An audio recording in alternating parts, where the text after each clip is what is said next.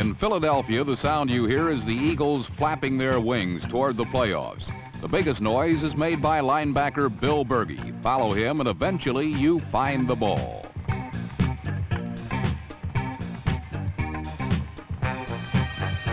Against Dallas, number 66 found Tony Dorsett often, but not often enough, as Dorsett scored 2 touchdowns against the tough Eagle defense. One score came by the pass, the other on a run, and both vividly demonstrated his long suit, the ability to accelerate into overdrive on his first step.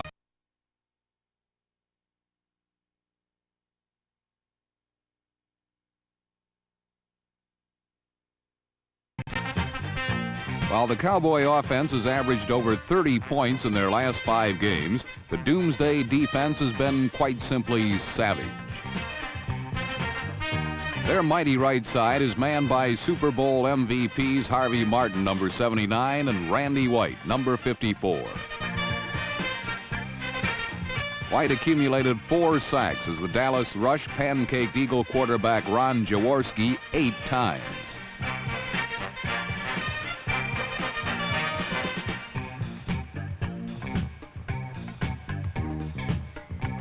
Dallas is truly a team equal to the sum of its parts. When star running back Robert Newhouse was injured, Scott Laidlaw, number 35, stepped in front and center and into the end zone.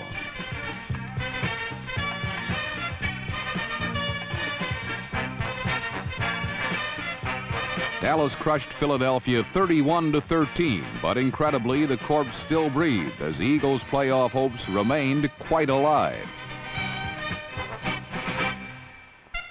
No environment is as perfectly suited for football than the lush green hills of San Diego. However, though the climate is perfect, San Diego Stadium's inhabitants are not.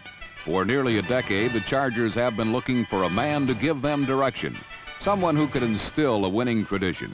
Since Don Coryell's arrival at mid-season, San Diego has finally started moving towards this end. And against Seattle last week, all the elements came together at once.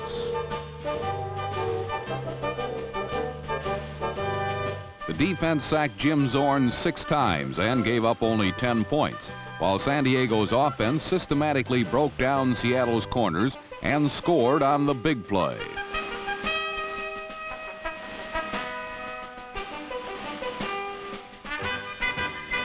Using the same formula which only a week earlier embarrassed the Chicago Bears, the Chargers tore open the game early as rookie John Jefferson caught 2 of 3 touchdowns thrown by Dan Fouts, number 14.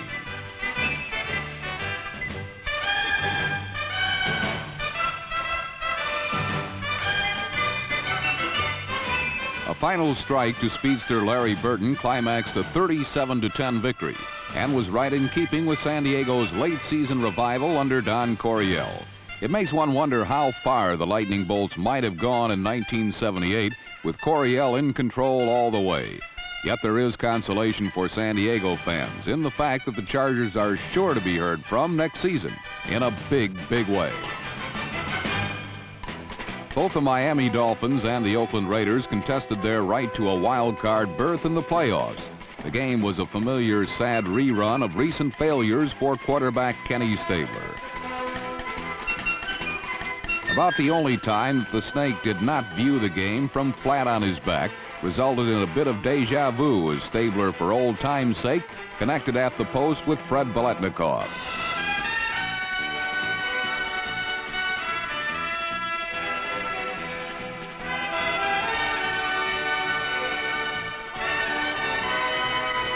The reunion of this long-lost combination was the Raiders' only moment they stood in high cotton, as Stabler threw 5 costly interceptions that raised his total to a ghastly 30 for the season.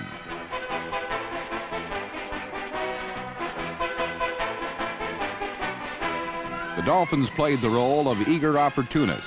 Rookie cornerback Gerald Small, number 48, intercepted 2 passes and ran one of them back for a touchdown. Miami was hard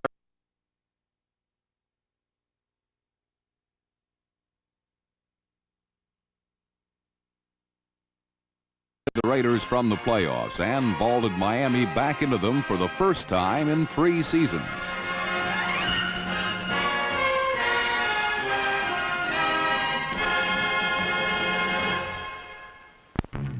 Remembering a 40-7 demolition by the Chargers a week ago, their 3rd defeat in a row on Monday Night National TV, the Bears came out smoking against Green Bay.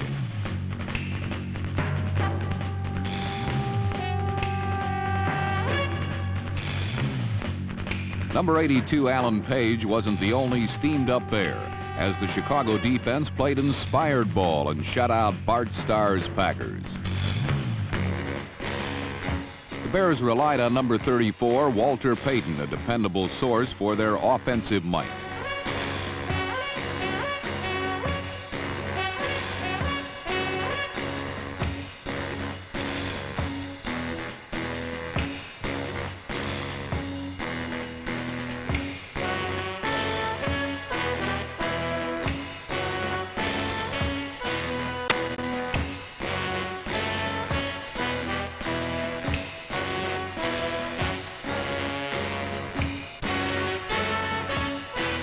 Payton finished the day with 97 yards on the ground, while quarterback Mike Phipps, substituting for an ineffective Bob Avellini, capitalized through the air.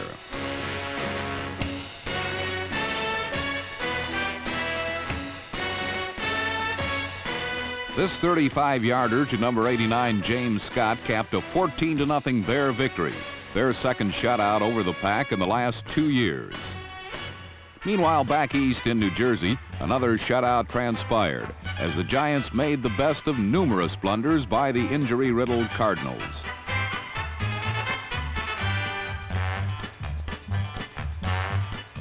Behind quarterback Randy Dean making his first NFL start, the Giants executed well, as number 44 Doug Coder gained 117 yards in defeating St. Louis 17-0. Sadly for both teams, playoff hopes are non-existent. But far from the frigid north, leather-clad Earl Campbell, the Oilers' rookie running sensation, found the Saints Superdome as warm and pleasant as his own home in Houston. Outgaining all rushers in the game, Campbell scored from the 2 in the first quarter, and the Oilers never trailed.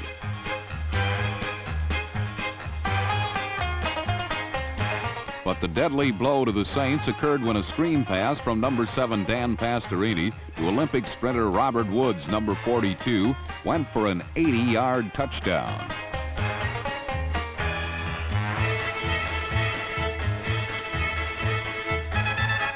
Despite a gallant 250-yard passing day by Saints quarterback Archie Manning, Houston is in the playoffs for the first time in nearly a decade, defeating New Orleans 17-12.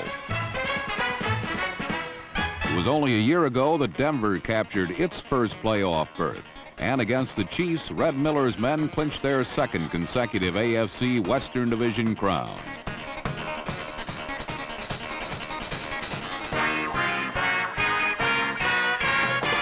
Largely responsible was quarterback Craig Morton, who drilled 16 straight completions and 19 of 23, a Bronco completion record, utilizing lanky tight end Riley Odom's number 88 for the big play.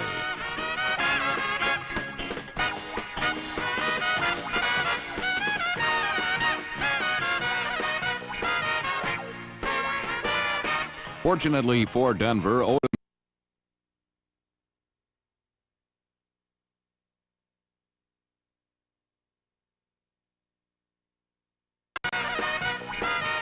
For the Broncos, it's off to the playoffs. For the Chiefs, there's only one more game to play.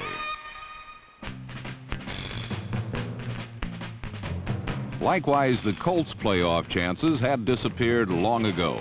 In the midst of a blustery winter storm gripping Pittsburgh's Three Rivers Stadium, Baltimore, injured and maligned all season, hoped to upset the tempered Steelers and manage 13 points.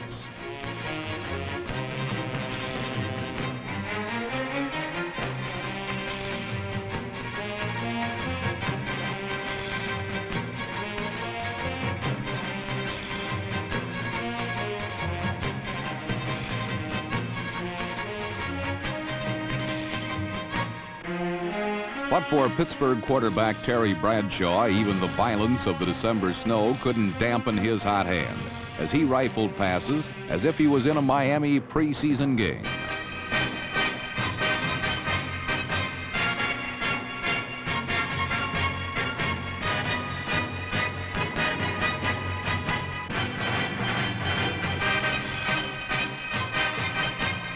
Second-string wide receiver Jim Smith, number 86, an example of the Steelers' awesome depth, collected one of Bradshaw's end zone tosses, while Lynn Swan, number 88, nearly wriggled and blazed for another.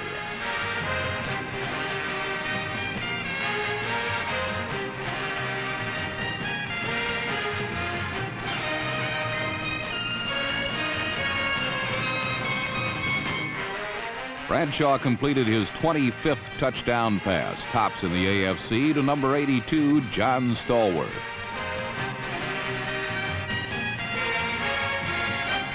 Pittsburgh amassed 35 blizzard battling points and secured the home field advantage for the ensuing playoffs.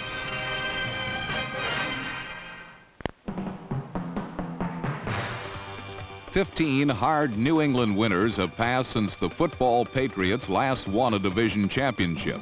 But last Sunday in snow-filled Foxborough Stadium, the Patriots finally put away a division title of their own.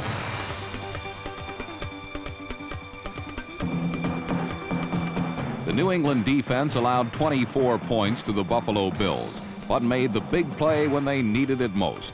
Meanwhile, on offense, Steve Grogan directed the NFL's highest-scoring attack, and the Pats tied a league record for rushing yardage in a single season. The team that now shares that record is the Buffalo Bills of 1973. Then O.J. Simpson was the main man. Today, the Bills run a trio of youngsters like Curtis Brown, Roland Hooks, and Terry Miller, number 40. All of them ran surprisingly well on the icy surface against the number 1 ranked defense against the run. In fact, they ran so well, the Bills led the Patriots 24-21 until the final seconds of the game.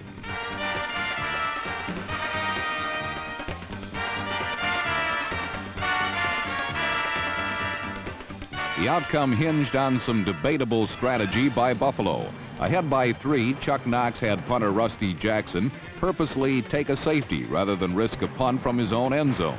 It gave the Patriots a solid shot at winning the game with a field goal rather than merely tying with one. Pats kicker David Posey, who's had an uneven season at best, 7 of 18 field goal tries, took the tactics personally and met the challenge by booting the winner with only 8 seconds left. The thrilling 26-24 squeaker was New England's 11th victory of the year, but definitely the most important in 15 years for the new Eastern Division champions of the AFC.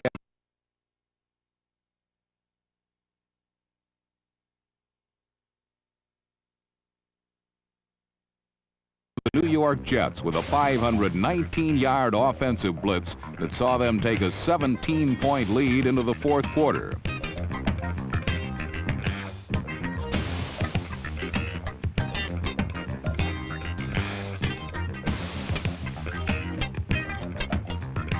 But the Jets, who seemed to be bothered by the 16-degree temperatures blowing off Lake Erie, scored 24 points in the space of just 8 minutes.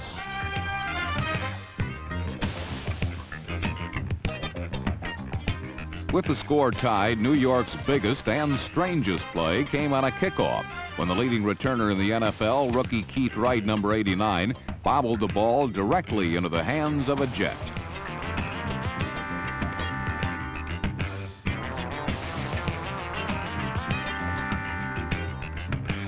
Darnell Powell, number 20, was finally tripped up at the Cleveland 8.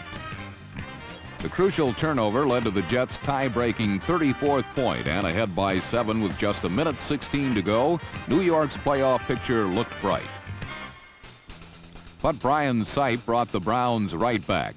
Sipe has been the league's hottest quarterback the past month, throwing for well over 1,000 yards in his last 4 games. With 20 seconds showing, Sipe fired a strike to Old Pro Calvin Hill for the touchdown that tied the game at 34.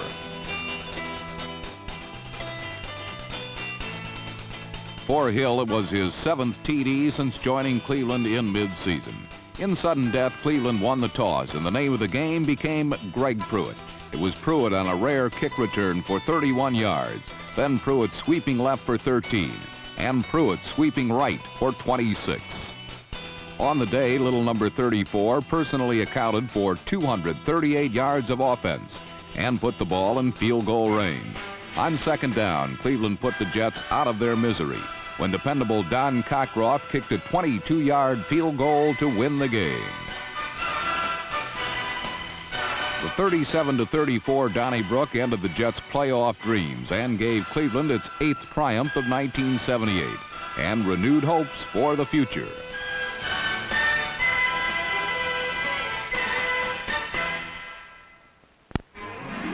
Way down south in Atlanta, most folks thought that the Falcons wouldn't make the NFL playoffs until Georgia froze over. Last Sunday in Atlanta Fulton County Stadium, that's just what happened as a crystal clear southern cold snap found the Falcons still in playoff contention against the Washington Redskins. Despite their winning record this season, the Falcons have been outscored by 39 points. But against the Redskins, they moved the ball in fits and starts to take an early lead.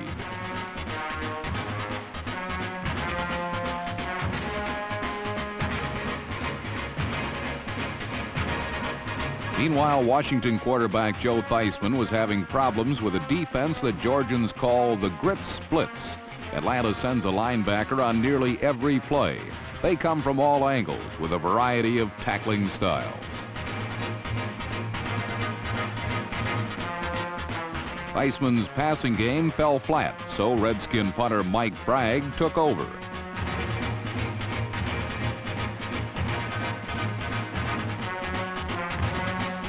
This surprise 56-yard gain by Terry Anderson pulled Washington even, and with 2 seconds left, Falcon kicker Tim Mazzetti stood ready to break a 17-17 deadlock. After one miss was negated by a Washington penalty, Mazzetti made good on try number 2.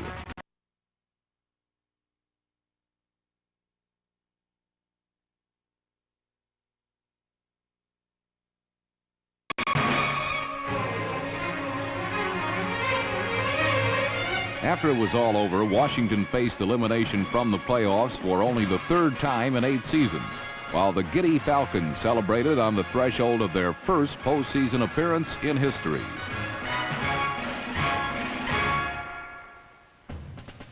In Detroit, no one wearing blue was thinking about playoffs, but number 60 Bubba Baker was leading a late season rush against an old Lion nemesis named Fran Tarkenton.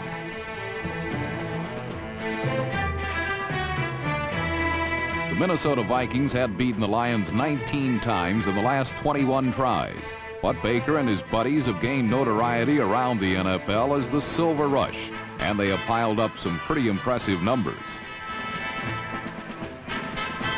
Detroit's offensive statistics have not been quite so flattering.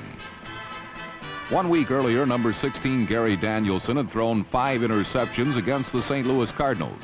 So he started the Vikings out with short, easy flips to his running backs, like number 25, Horace King.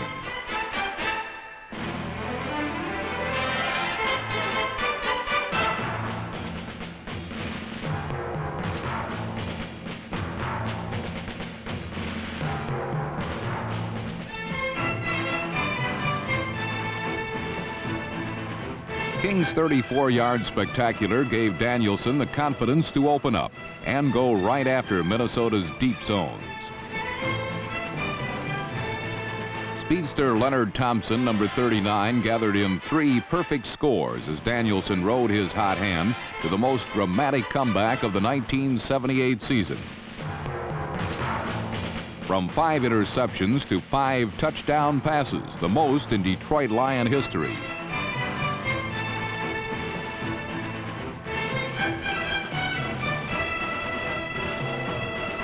As for Franny Tarkenton, he learned that those who live by the flat pass can also die by it.